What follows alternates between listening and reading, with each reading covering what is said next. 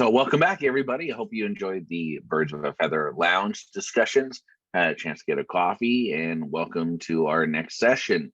Our panel now is improving workflows through the rise of AI, something probably everybody has heard just a little bit about lately, maybe just a little bit, and the automation of dynamic content creation. We have an amazing panel today with us, and it's been very clear it's impossible for us to avoid stumbling across this these days. But what does all of this stuff around AI and the ChatGPT really mean for damn content managers and marketers? Is beyond having better chatbots or suggested targeted keyword searches or standard AI image tagging. Our panel today is going to help try to answer some of those questions and even think about this a little bit more. This is going to be very dynamic. So we want a lot of questions to come through, please, for this one on it. Ask away all the things that you like to ask, and we'll see what we can do to do so. So send those questions in through the Q&A tab at any point during the session. All right, what we're going to do is we'll ask each person to come on as we introduce them, and they'll talk a little bit about themselves, as well as a little bit about their entrance into the concept of AI and automation. So let's start with Christi. Christi, why don't you join me on the stage here, and let me introduce Christi Klein, and she'll talk a little bit about her role and her first foray into AI. Christi? Sure. Thanks, Neal. Good morning, good afternoon, good evening, everyone. My name is Christi Klein. I am the Director of Product Management at Lowe's Companies, where I'm focused on our enterprise content platforms. So that's everything from digital asset management to dynamic content delivery to creative operations automation, sales enablement tooling as well. So lots of great areas for us to look into for AI and automation. Some of the things that we've been doing, and I'm super excited about all the advancements we've made at Lowe's in terms of AI.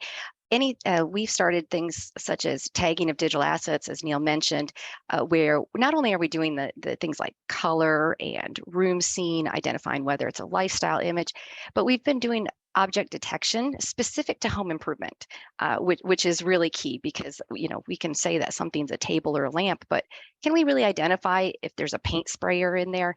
The common models off the market can't do that. So we've been getting more fine-grained in our object detection models. Then next, we have started working in dynamically serving content and assets based on our customer affinity.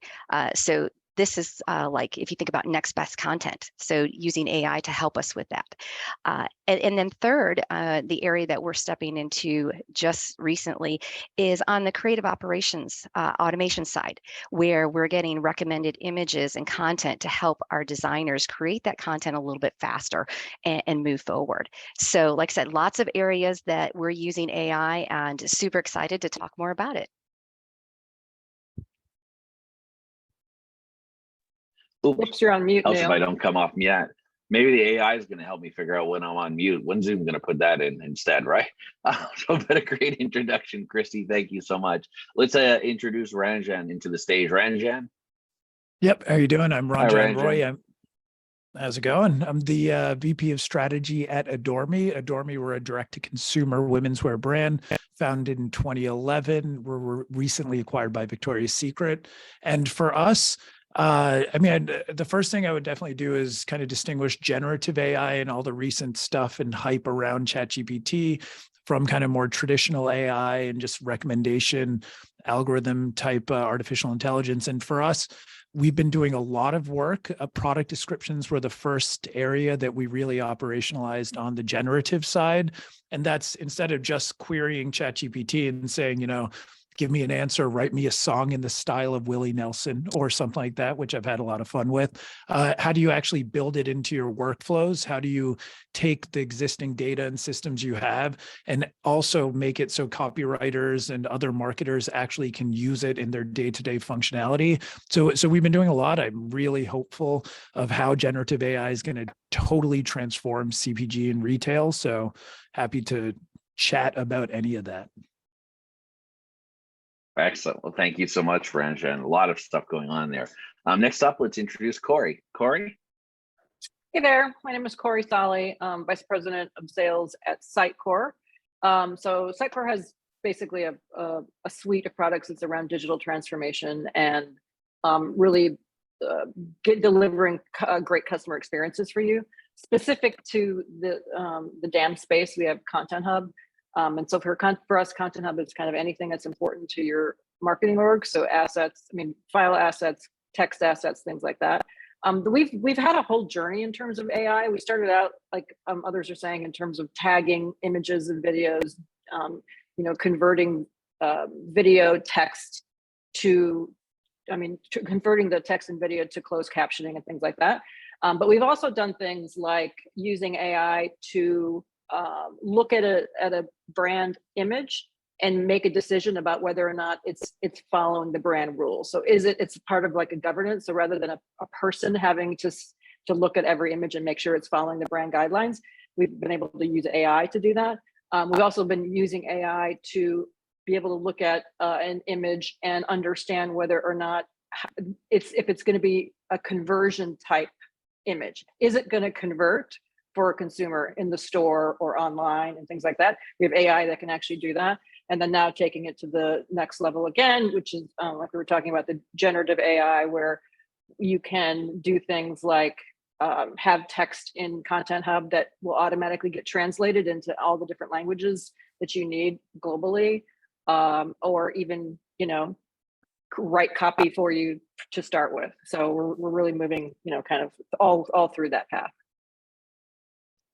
Excellent stuff. Really interesting, Corrie, as well. I feel like I'm going to be saying interesting throughout this entire panel discussion, unfortunately. Murat, you're up next. Hi, everyone. This is Murat Akyol. I'm the VP of Product at Bynder, overseeing global product management. And with Bynder, like with digital asset management, you are combining automation and AI capabilities to really streamline the content operations and improving customer experiences, right? And how we see AI is also as an extension of automation at scale at Bynder.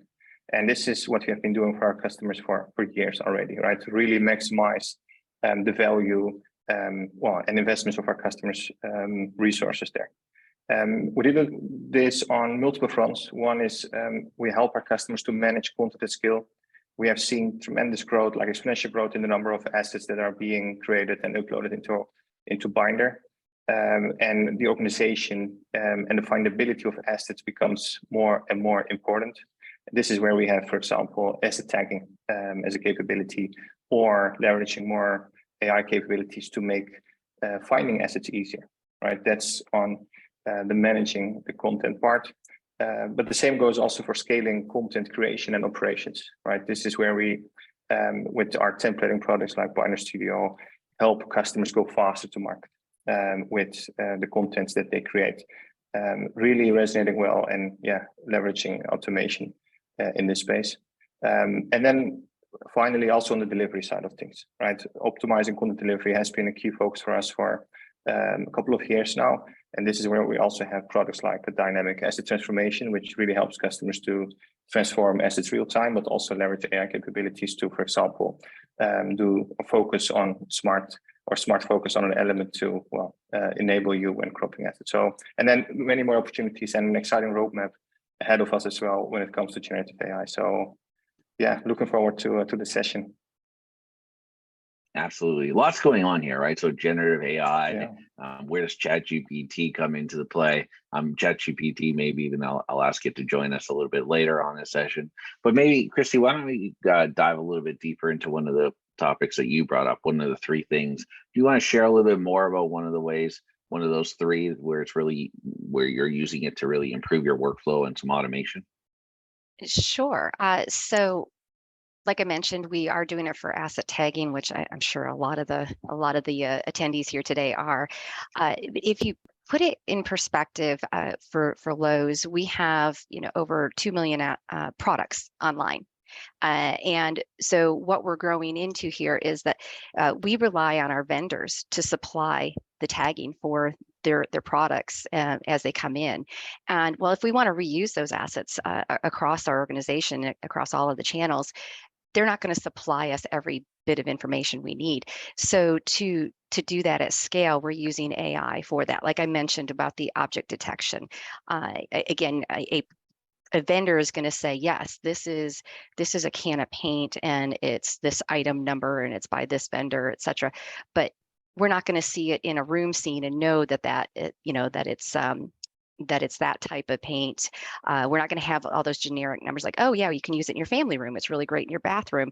So AI is going to help us tag that. And again, like I said, we've got 2 million SKUs. So if you think about it, we have over 12 million assets online. So for us to be able to scale and tag all those assets, it's virtually impossible.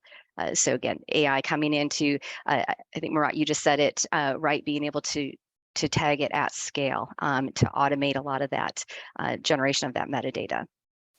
So that's just one example.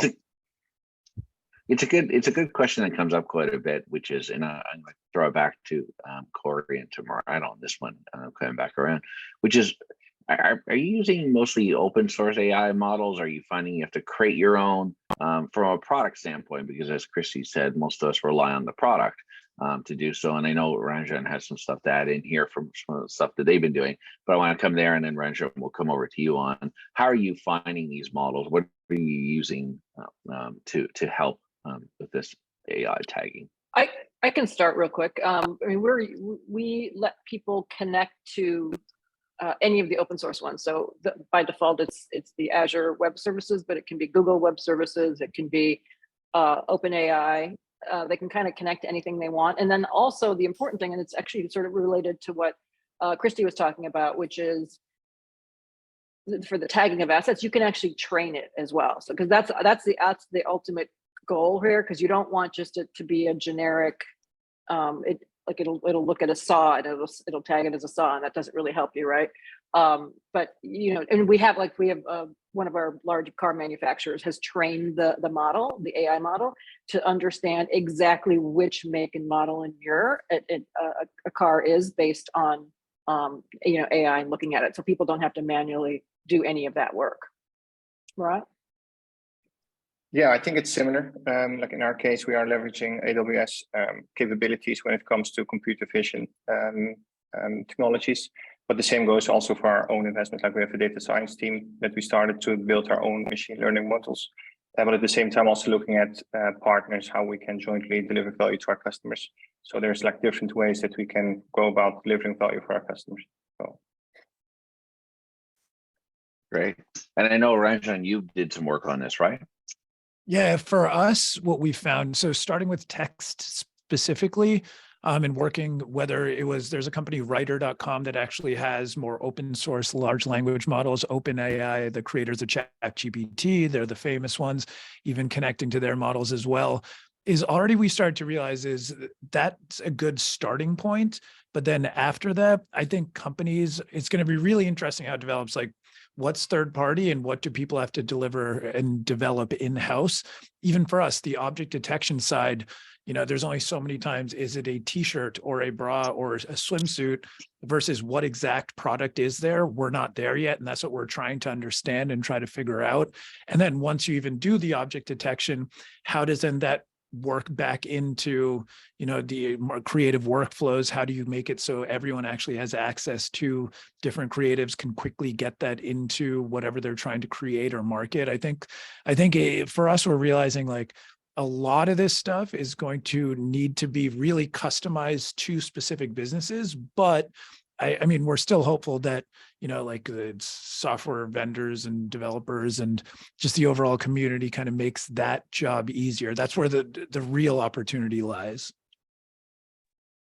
Yeah, and I'll just add to that really. Go ahead, Corrie. Sorry, I was just going to add to that really quickly, because I think you make a really good point. I mean, every specific business really, in an ideal way, has their own model, right? And I think historically people have thought, well, if they have to build their own AI model, then they have to build the whole entire platform. And I think now really what you can do is, if you have a team that can build an AI model, you don't have to build the software too. You can really work with the different platforms and bring that in so that it's specific to you, but you're not creating the whole thing from scratch. Yeah, and all I was going to add in there, Corey, was just how early still we are on all of this, right? And there's going to be way more development. It just happens to hit the news a lot more, I think, with Microsoft's big launch and then Google's follow-up launch that went after it, in terms of where it came up, and mostly because suddenly all of our children and our nephews and nieces are suddenly using it at school to write their essays. So I think it started to come out a lot more for a lot of us, but it's been around for a very long time already. As all of you know. So it's clear AI auto tagging is one area that it's going to be doing. What about things like, has anybody started to experiment with generative AI, where it's using it to actually create some of your content, as in, even simple things like stock images or anything like that? Have we been seeing any of this so far? I mean, we have different partners who've done integrations like to DALL-E, which isn't even a stock image. It's a on the fly image. Like, it's literally creating it from nothing. And you put in some inputs on what you're looking for. So people have started to do that, and also have started to do that from a text perspective, sending over, saying, write me X, Y, or Z paragraph, and having that come back into the platform as a starting point. I mean, look, at the end of the day, like you said, it's very early. So it's not like that. And then in some ways, it just creates something that then goes through a workflow to be edited and go through approval and governance. But I think particularly with the creating images, I mean, that's an interesting for the dam industry, right? Being able to just use AI to create images based on specific criteria you want to put in. I think that's, that's again, it's as a starting place for designers. Yeah, for us, again, the text side, we've definitely done a lot, but the image area is really interesting. I saw something where it's like, how do you overcome the panda on a skateboard? Like, just kind of those ridiculous DALL-E queries where you just get something totally fantastical and funny. And I definitely think, like, everyone is wowed, and we're all internally excited by, we can come up with ridiculous scenarios and get something that looks kind of cool. But then, are we going to run it in a Facebook ad tomorrow? No. But then starting to think, like, one discussion we were having is like, okay, maybe the actual image, the product image, is not even close to AI generated. It's real. It's shot in a standard editorial photo shoot. But then can you give it 100 different backgrounds and target different, demographics based on those backgrounds using the Facebook platform? I think that's where, like, the idea that from scratch we're going to use generative AI to create completely new assets is tough. But the idea that we can make small tweaks, even I know one of the people on the media buy team, like, literally has to cut a specific ad into, I think, 20 different sizes every single time and upload it onto the Facebook platform. That kind of stuff, I hope and pray, is done very soon by generative AI. It's a really great example, Ranjan, of where it should be used to do so, right? Yeah, exactly. Starting easy, then getting complicated. That's right. Following up on that, I'm curious if anybody has started using ChatGPT or any of these AI models to help in our search. And what I mean by that is to validate whether or not searches are going to be good. We always have this thing with vendors on how can they show failed searches. But it relies on humans to generate failed searches. I'm curious if anybody's talked about or used any of the AI to think about how they could use to do qualitative searches against your dam, see if it's meeting your needs.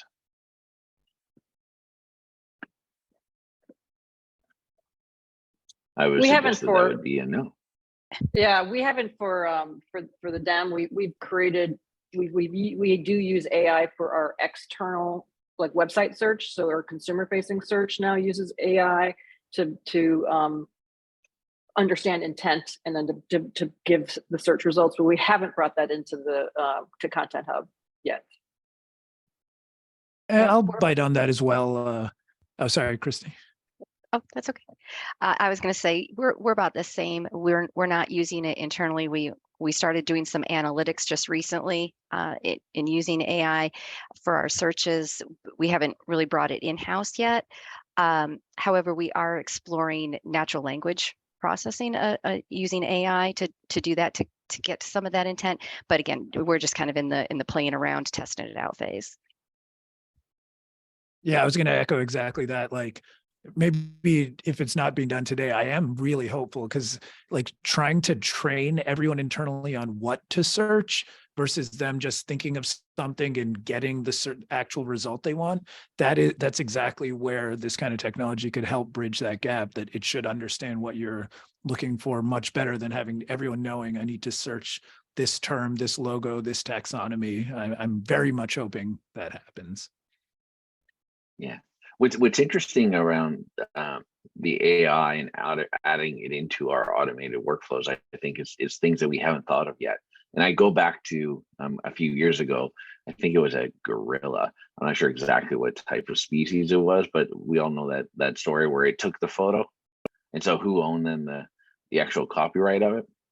And so if we think about using these open source things, at some point, who owns what, right? from anymore. And as we contribute data to these open source, even our proprietary data in this fashion, if you think about it, at what point then could another brand easily use that? And because it generated by you or generated by us? And so if we think about if we think about our metadata and paradata on who generated this stuff, I think we now have to start to rethink also where you got that asset from a rights perspective.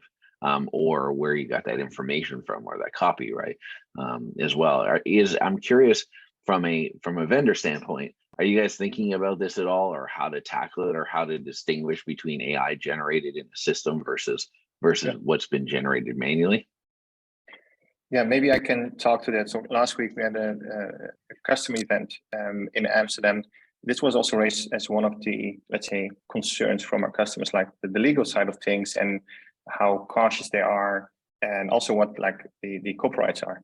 And talk about generative AI, like what we are doing here at the moment is to bring those capabilities to our content workflow product, which is a module that helps basically customers to scale content operations. And it's not, again, only about bringing those capabilities to improve writing or making text shorter or create draft copy. What we also want to give our customers is, let's say, full control and visibility of what's created with AI, other than only showing basically or giving the capabilities of creating text. And this is where we believe that we can also leverage AI in a responsible way, but also give control back to our customers, that they can basically control what goes out into, again, the market, and whether it's generated with AI or not. And again, enabling our customers. So it's really how we see we can deliver value there. So yeah, it's definitely a topic. So raised last week as well by some of our customers. I think there's Corrie, a anything you want to? Yeah, I was just saying, I think it's kind of a question. I mean, lawyers are always going to get involved, right? So that's, I mean, we all clicked the little terms button on ChatGPT, and I have no idea what it said. But presumably, if you change it, if you adapt it, then it can be your IP. I don't know, but I think part of it is like you were talking about, and I've read about this a lot too, where people are saying they want to be able to let people know when it's created by AI, and I think that's about it being early, right? Like, because to some degree, why does it matter where whether a designer created it or a machine created it? Like, I feel like 10 years from now, it won't matter. Like, we won't even necessarily know. But right now there is concern. Right now it does feel like they want to know, is this a person or a machine?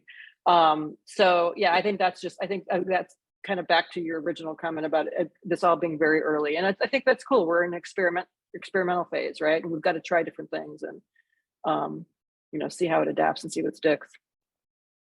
Yeah, and it reminds me of two fun stories. One was an actual AI conference where they banned the use of ChatGPT to generate the proposals of what you would talk about at the conference, which was which I thought was a little bit ironic. And then secondly, you see this a lot in the fight with art shows, where people are using the AI to generate art. And so therefore, who owns the art again? And is it the artist or is it the machine? But it takes a lot. For those who've tried this kind of stuff, it's not simple to use. You can't just say, give me a unicorn. Like you said, Ranjan, it has to be really well thought out, and you have to go over it over and over.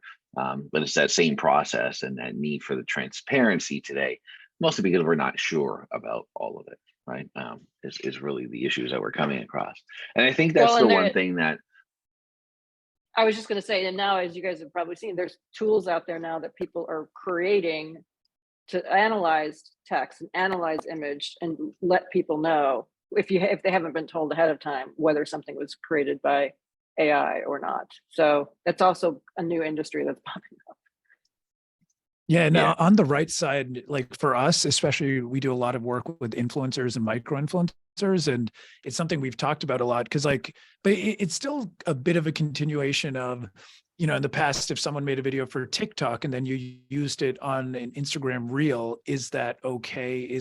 Did you have the rights to do that? Now, going back to that example, if you change the background 20 times, is that 20 different images? Are we going to have to renegotiate all these contracts? That's definitely something we're already talking about now, just to try to be as ahead of it as possible. But I also liked Corrie's point that is it generative or not? And I agree. I think 5-10 years from now, or even maybe a lot sooner, people won't really care unless it's especially for retail and e-commerce, yes, if it's something newsy and political or important, that's one thing. But if it's something to market something to you, I think the generative nature of it isn't as important. It's interesting because you have the de-risking by using AI generated people, right? So you're de-risking it because now you're not outside of your legal thing. But then are you actually increasing your risk because you're not sure what's generating it or how they're describing it? I think these are the interesting conversations, both from a technology as well as internal, Ranjan. I'm sure that you and both Christi have been having internally, which is what approach do you want to take? What are those risks associated? Especially when it comes to even things like AI, auto tagging, if you have pictures of your employees, right? So we always advocate making sure that you're talking with your diversity inclusion officers, your employment, your HR as well, because if you have your own employees pictures and stuff in there, it could start tagging people. And as you know, one of the things it does is it tries to identify race and gender, and so therefore you could be ending up having things being misidentified very easily. And so these are the things that, as a dam manager, we have an increased responsibility for more than ever before, right? Compared to we just had the pictures and somebody told us the rights. Christi, how are you guys dealing with that at all? So great question. We start off with the tagging. We were looking at, we did want to identify gender and age. And as we started playing with the models, we were like, ooh, no, maybe this isn't the right way to go. It does require a lot of training. And that is a case where you want it to be, you may say 80% is really good, but in these cases, it's got to be 99.9%, right? Because you just don't want to, you don't want to have a bad result on that. So for us, honestly, we're not using AI for that right now. In this go round, we're just not ready to go there yet. Again, just being more cautious and conservative. Yeah, I think separate from the auto tagging, but relevant to this topic. One thing we've realized is, and I guess it's a known thing that the existing biases within society are definitely reflected in these models. And the word model, literally, we were starting out a model in a swimsuit, and the person has a 6-pack and is looks a very, very specific way versus we're a very inclusive brand versus our typical model. So what it made us realize, even more importantly, and again, going back to that topic, different brands have to kind of build out their own models, data sets that are reflective of, what's important to them. And I think there's definitely going to be some brand mishaps in the next, let's say 6 to 24 months, I think, of things just being spit out without people really paying attention and not going very well. We were testing out ideation of social media captions and stuff like that. I just want to say, in terms of existing biases, if you said a user who likes country music versus rap music, it literally would describe racially an output that was just made everyone in the room very uncomfortable. So I think we're waiting to see what happens and are very, very cautious about it. Well, this is where I think the dynamicity between customer being, the damn users and buyers, and suppliers being obviously the vendors, needs to start to elevate beyond, hey, we can auto tag, and more into how do we actually create those workflows that go along with it for approvals or for non-approvals or to adhere to certain activities, which I think is that next level as we try to get through this rise of automation. With it, right? So how do we have those still gate checks and balances? Because you're right, Ranjan, it's only a matter of time before we see, quite an interesting situation occur as we had before, right? With photographers who would take pictures of people maybe at one of their locations or the retail outlets and didn't get the appropriate approvals, right? But now with AI starting to generate it, how does that technology work within the system itself to help with that? Well, one of the things monitoring that and moderating. On that point of it, what we're doing, I mentioned earlier on about how we have used AI to be able to identify whether or not an image is going to convert, right? Is not just is it a good brand image, but is it going to create a conversion, again, in store, online, whatever, or even whatever it is you want it to convert. And interestingly, we originally put it with designers, thinking that would help designers to tweak their designs, but they hated that, right? They didn't like the idea of AI guiding them, right? They're like, we know what we're doing. But approvers loved it, right? So, because it can be a kind of thing where certain things can get approved as last it's going to convert, and then something is tagged as not a high conversion. Then suddenly that can be something that people can manually look at, as opposed to having to look at every single solitary thing, because they still may want something to go through, even if it's tagged as not a high conversion. But that helps with the workflow part of it. It's an interesting use case that you brought up, right? Which is like classic. Everybody wants everybody else to use it, but not me. Afraid of what it may do. Afraid of what it may do to my own role. Let's say 3 years ahead from now. I'm not going to say 5. I'm not going to say 10, because I think it's going to happen way too fast for us to even to think about, right? Although there has been calls to slow some of this down as we're starting to learn and understand it and create responsible AI that could be doing it. But give some predictions on what you think could be happening in 2-3 years in terms of that automation. Ranjan, you gave a great one about the templating of Facebook and things like that. Is anybody dabbling into the video stream of what AI can be doing there to help improve any of the workflow or automation? I definitely, understanding what a video is, because like computer vision on the image side is very, very good now, but on the video side, it's getting better, still thinking of it like as a frame by frame approach, but being able to tell you this video is about this, here's the best part of the video to pull out. From the asset management side, we produce a lot of video, especially short form videos becoming so much more a part of our overall kind of just asset base. And being able to quickly pull out, here's the best video clip based on whatever predictive reasoning, being able to like just help you navigate just, terabytes and terabytes of video. Anything on that side would definitely be that. We're hoping for that very soon. That's where we see analytics coming into play. So what is it that people are watching? How can we connect it back, especially if you're publishing through your DAM, right? Which a lot of people are doing today. And so can we pull back the analytics that says, oh, this is what people are actually watching the most, and therefore help us either generate it or produce more content in that frame? What about translations? Has anybody started using the AI for the translation of the content at all? Yeah, we do that. We definitely do that. It's still, we haven't, at least I haven't personally seen it done with ChatGPT, but using the AWS or Azure, it's a good starting point, but it's not the same as a human still, in my experience. Maybe to react, Neal, on the, let's say, from 3 years from now. Today, like there's still this creation space, like a lot of content being created, and then what takes time, obviously, to also use generative AI now to create, again, different creations of it.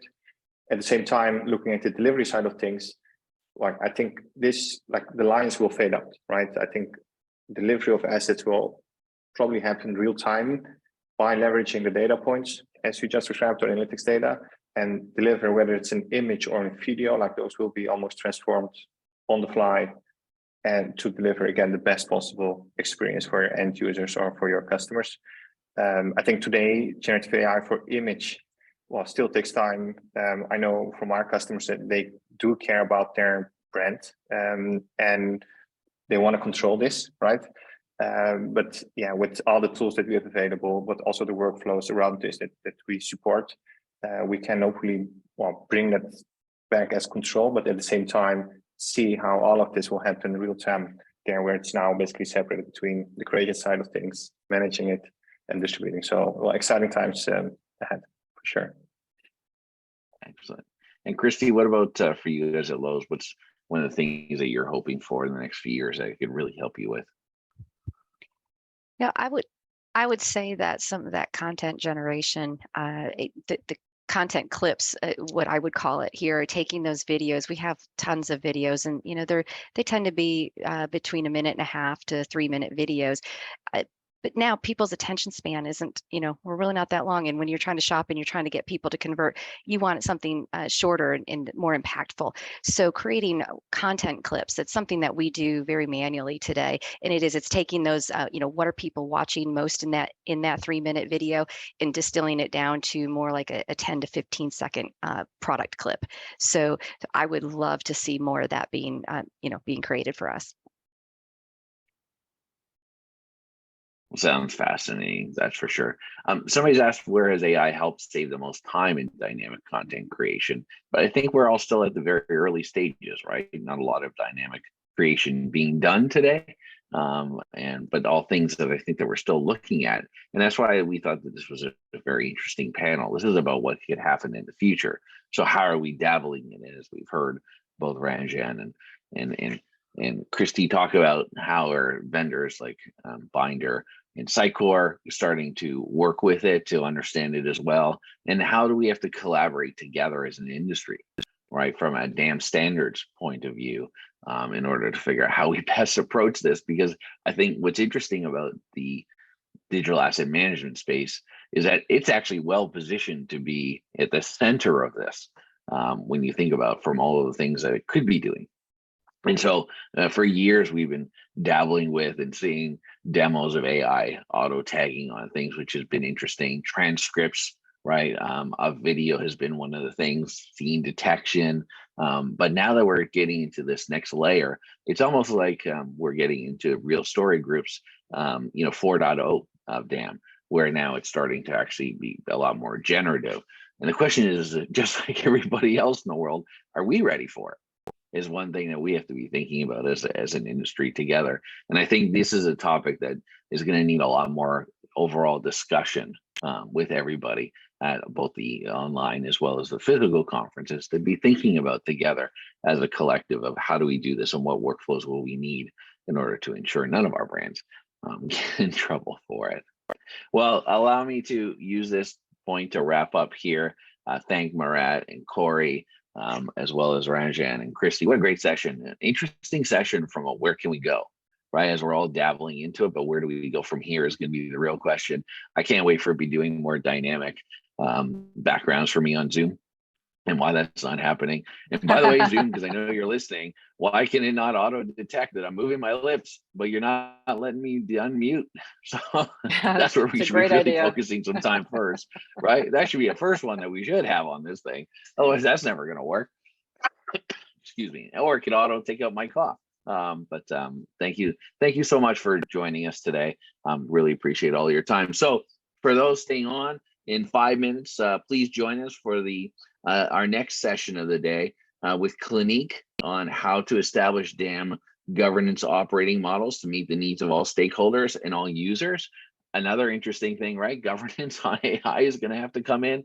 I'm curious if ChatGPT could write my governance model, but that's probably a different discussion for today. Thank you all so much for joining us today, and we'll see you in the other session very shortly. Take care. Thanks, everybody. Thanks, everyone. Thank you. Bye. Bye-bye.